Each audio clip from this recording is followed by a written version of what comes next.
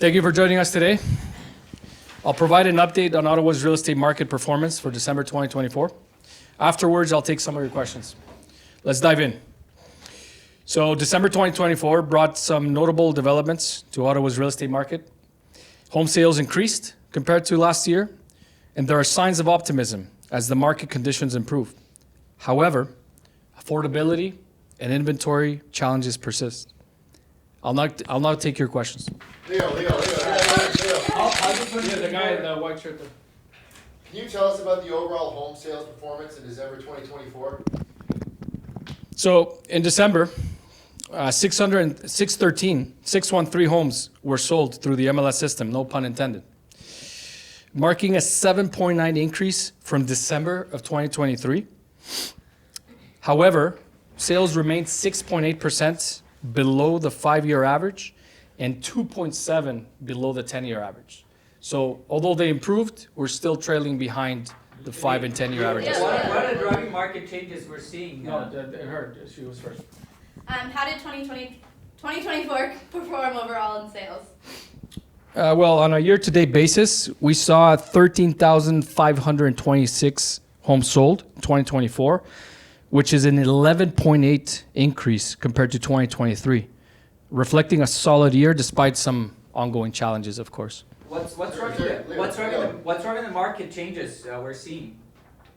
Well, the latter half of the year, saw some positive shifts due to consecutive interest rate drops.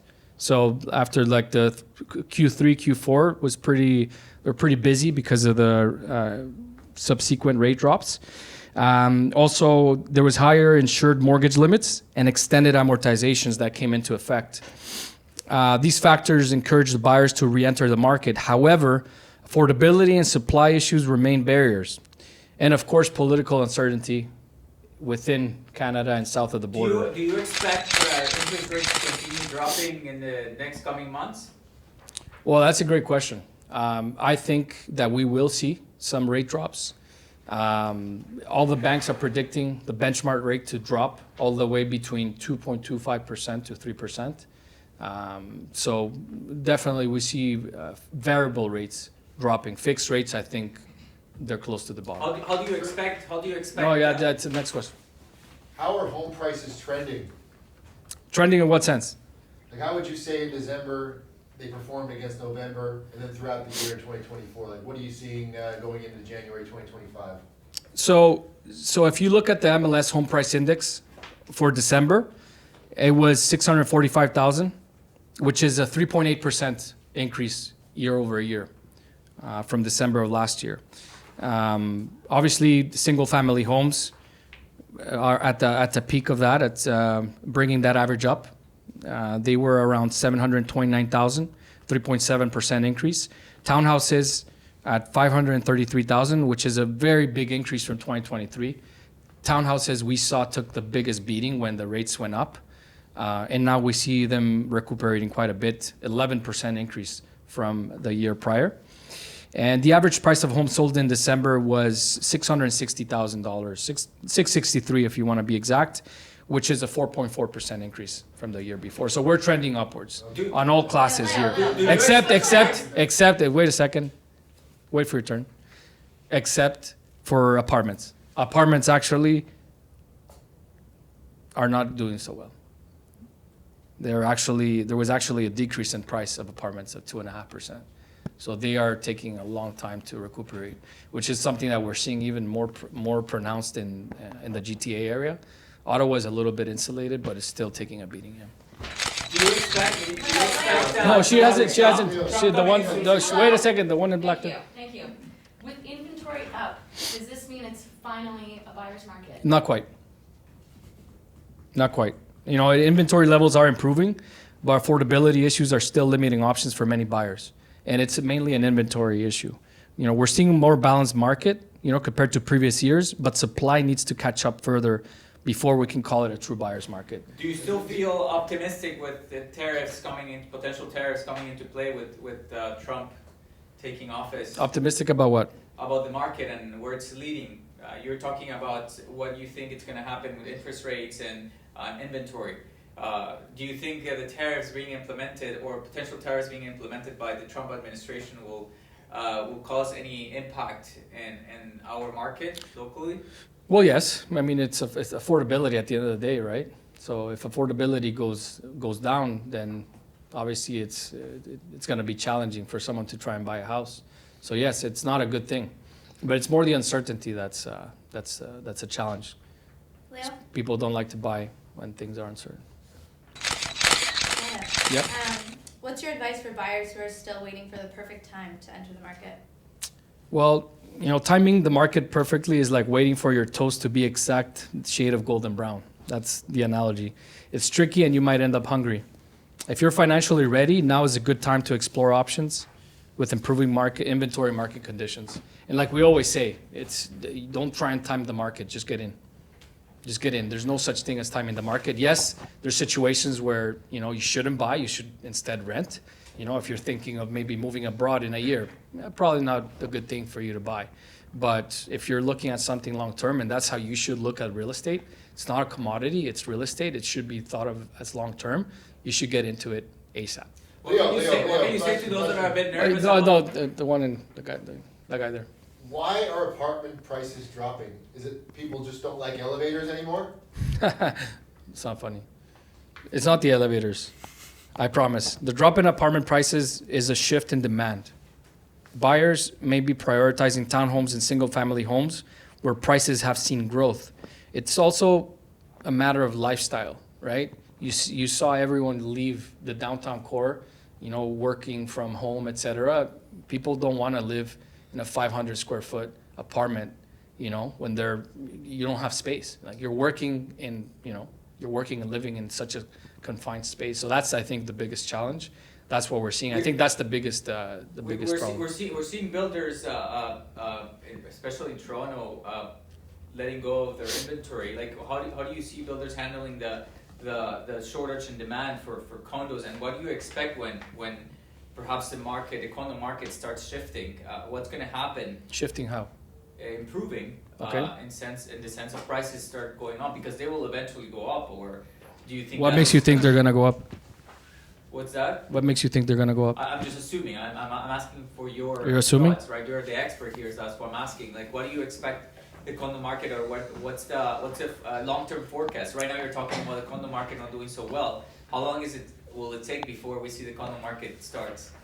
That's a great question. So I think in terms of the condo market, I think you're going to see improvement going into 2026. This 2025 for the condo market is still going to be, in my opinion, a buyer's market. Like if you're looking at, again, real estate long term, if you want an investment, in the downtown core of Toronto, for example, in Ottawa, this is a good time to buy because you are in a buyer's market. We think things are going to start improving when it's basic supply and demand. Whenever supply and demand, whenever that curve, the demand curve starts going up, when rates go down, you're going to start seeing more demand in the condo market, and what's going to happen is builders are not building right now, but you're not going to see that for another year or two. So supply is going to go down, demand's going to go up because the rates are going to be lower. That's when you're going to see it improving, but it's going to be at least 12 to 18 months. No, she asked you the next question here. So how would you say new listings are performing compared to past years? Well, there was 603 new listings in December specifically, which is up 13% from the previous year. This level is slightly above the 5-year average, but still below the 10-year average for December. So we saw more listings come up, but also more sales. That's why you're seeing prices trending in the direction they're trending.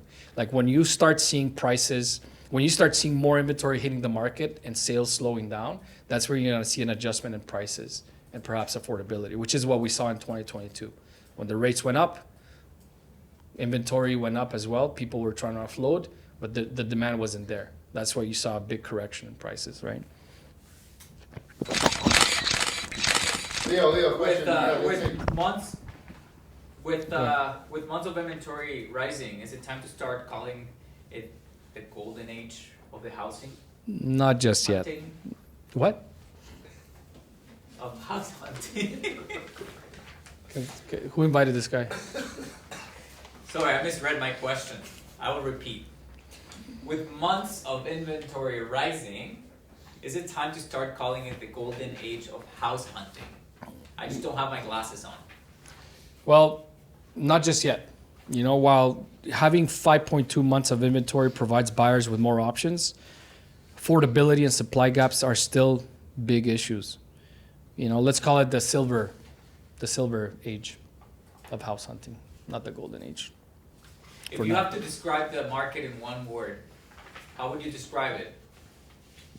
In one word, Yes.